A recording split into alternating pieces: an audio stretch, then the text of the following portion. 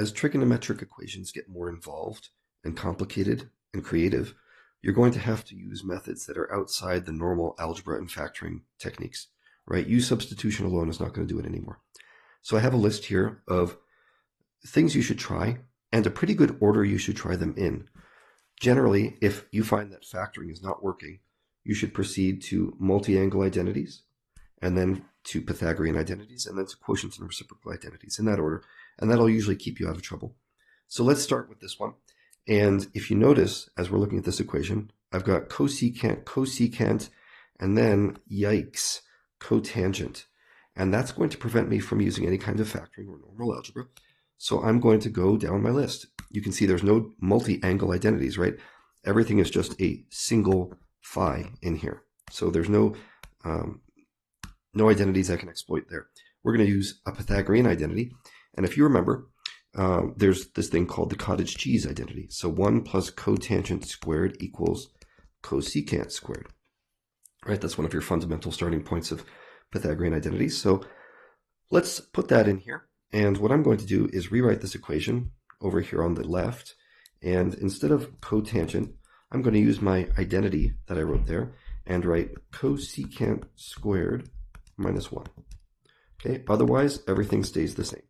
Negative 5 cosecant and plus 4 cosecant squared. Okay, so obviously there's some stuff that's going to simplify from this. Let's clean up some space here. And I'm going to distribute out. We're back down to normal algebra at this point. I see the only thing there is on each side is cosecants. So I have some hope that we're going to be able to just solve this without any further identities. Let's see how far this goes.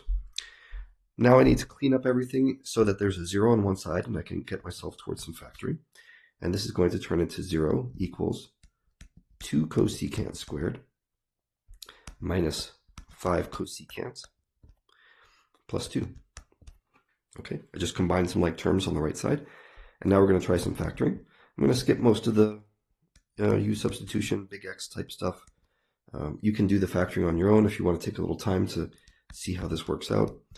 Or you can guess, right? There's also the guessing method when numbers are small. That works fine. And so here's what I have. These two factors multiplied together equals 0. So we're going to use the factor theorem here and say, well, that means 2 cosecant minus 1 equals 0, which means cosecant equals 1/2. And then on the other side, this one's easier to solve. I'm just going to say cosecant equals 2. Well, cosecants are fine and all, but I would actually like to move this a little bit towards sine functions. I'm more familiar with those on the unit circle. So this is going to say sine equals 2 and sine of phi equals 1/2.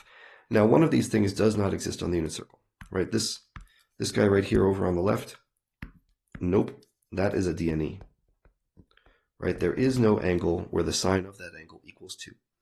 But sine of an angle equals 1/2, well, that's fine. So I'm going to draw a little unit circle here. And if I imagine where the y value is equal to 1/2, it's over here and over here.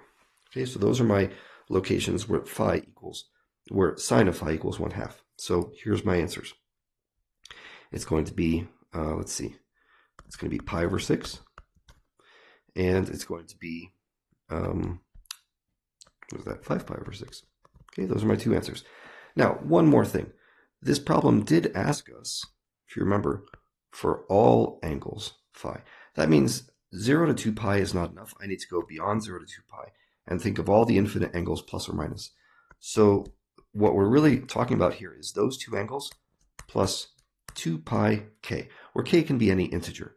So what you want to write down in this answer box here, because the computer's not quite going to understand what I wrote just there, you're going to want to write it like this.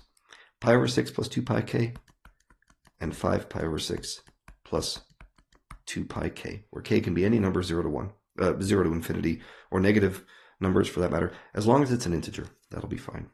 Okay, so there are your solutions.